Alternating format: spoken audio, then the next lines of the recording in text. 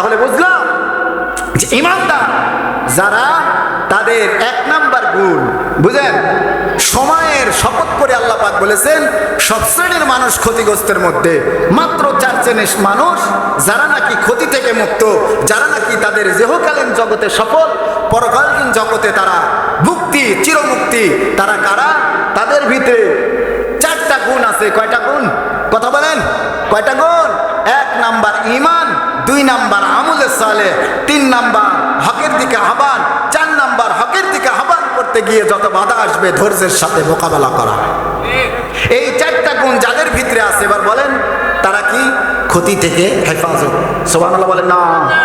তাহলে এখানে আমরা যারা আছি বলেন তো, নিজেকে প্রশ্ন করেন যে এই 4টা গুণ আমার ভিতরে আছে কিনা? আছে বলবো, সবাই বলবো আছে। 1 নাম্বার, হুজুর আমরা তো সবাই ইমানদার। তাহলে এবার আসি ইমানদারের বৈশিষ্ট্য কি, কোন কোন গুণ থাকলে আমরা ইমানদার হতে পারবো। এরপরে আমলে সালেহের দিকে যাব, কিন্তু সময়, কথা বলেন, কিন্তু সময় অত নাই। বাকিটা আগামীকাল জুমায় শেষ করবো ইনশাআল্লাহ। আল্লাহ পাক রব্বুল আলামিন বলেন আল্লাযীনা ইউমিনুনা বিল গায়ব। 1 নাম্বার ইমানদারের বৈশিষ্ট্য হলো, তাদের গুণাগুলো হলো তারা না দেখা জিনিসকে বিশ্বাস করে। সুবহানাল্লাহ বলেন। আমরা বিশ্বাস করি না? আল্লাহকে বিশ্বাস করি, আল্লাহ রাসূলকে বিশ্বাস করি, জান্নাত জাহান্নামকে বিশ্বাস করি, করি না? এই কথা বলেন না, করি কিনা? আল্লাহ পাক বলেন তারা বিশ্বাস করে, ইউমিনুনা বিল গায়ব ওয়া ইউকিমুনাস সালাহ। 2 নাম্বার আল্লাহ পাক রব্বুল আলামিন বলেন 2 নাম্বার বৈশিষ্ট্য হলো তারা 5 ওয়াক্ত সালাত আদায় করে।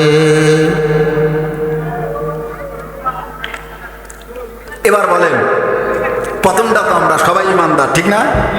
বিশ্বাসও করি কাকে? অদেখা জিনিসকে সব বিশ্বাস করলাম। এবার আল্লাহ পাক দ্বিতীয় গুণ বলতেছেন ইমানদারের, কি? ওয়া ইউকিমুনাস সালাহ, 5 ওয়াক্ত নামাজ আদায় করে। এমন আল্লাহর ওলি ময়দানে আছেন ঈশান নামাজও পড়েন না। সুবহানাল্লাহ। এই করে করে বলে না সুবহানাল্লাহ।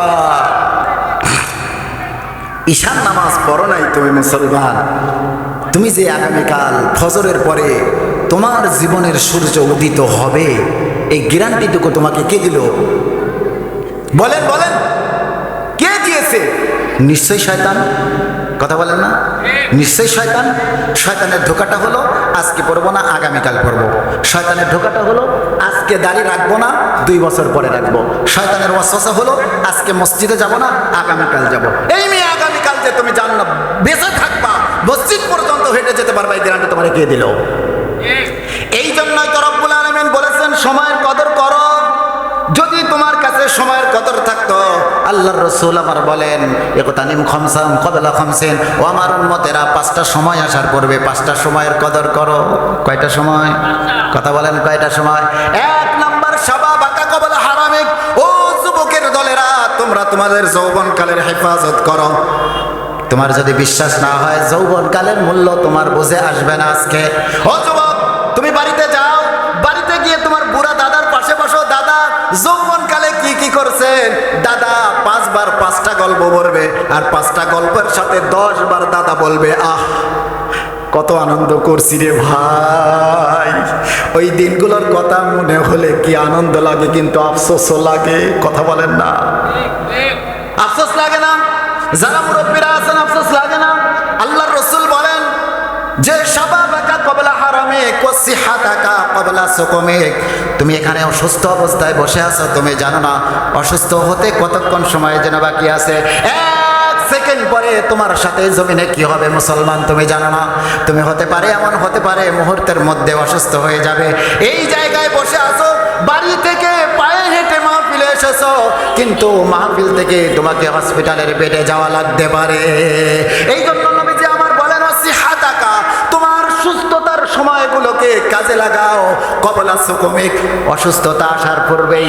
ও গিনাকা ক্বাবলা ফাকরিক, 3 নাম্বার নবীজি আমার বলেন তোমার সচ্ছলতাকে তুমি কাজে লাগাও। সুবহানাল্লাহ। এই কথা বলেন, সচ্ছলতাকে কাজে লাগাও। আমরা এখন সচ্ছলতাকে কাজে লাগাবো হুজুর, ঠিক আছে না? ইনশাআল্লাহ যাদের যাদের সামর্থ্য আছে তারা তারা খরচ করব। এই যে উঠে যাচ্ছে সচ্ছলতা, সচ্ছলতাকে কাজে লাগাও অসচ্ছলতা আসার আগেই। সুবহানাল্লাহ বলে।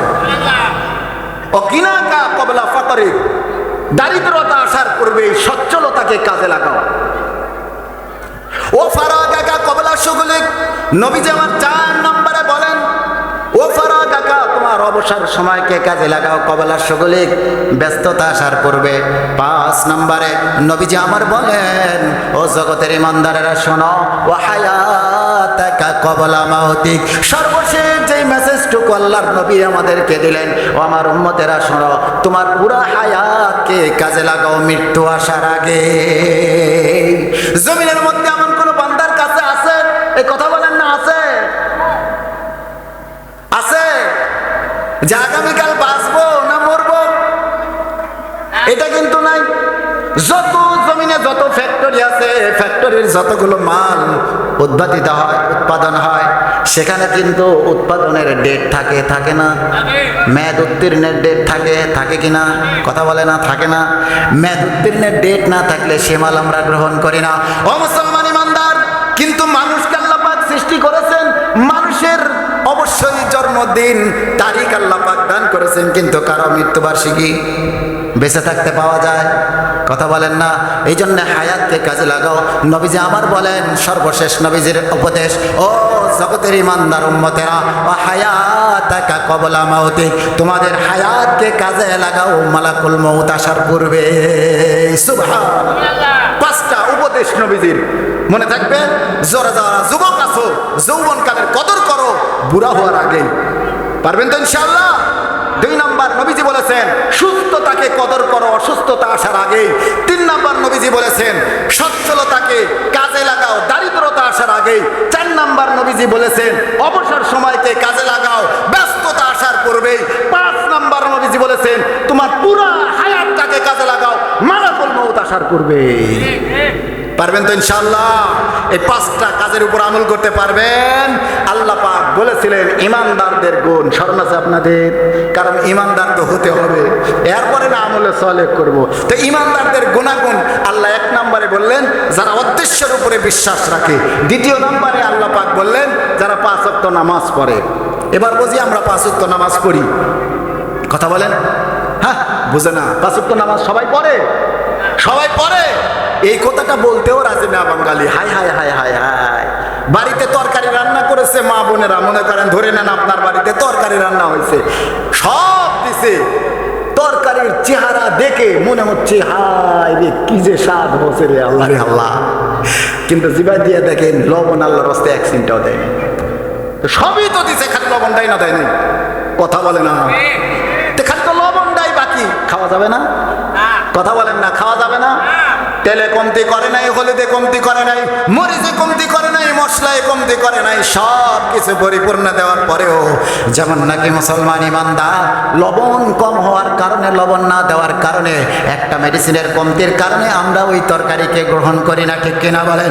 একইভাবে তুমি ইমানদার নিজেকে দাবি করো, আমি ইমানদার, আমি ক্ষতি থেকে বাঁচতে চাই, আল্লাহ পাক যেন আমাকে দুনিয়া এবং আখিরাতের সকল প্রকার ক্ষতি থেকে হেফাজত করেন, এই প্রতিজ্ঞা আমার অন্তরে আছে, এই চাওয়া আমার অন্তরে আছে। অথচ আমি ইমানদার দাবি করি, অদৃশ্যের সব কিছুকে বিশ্বাস করি, কিন্তু 5 ওয়াক্ত নামাজ পড়তে রাজি নই। ইমানদার? কথা বলেন না। এই ইমান দিয়ে জাহান্নাম থেকে বাঁচা যাবে? কথা বলে না।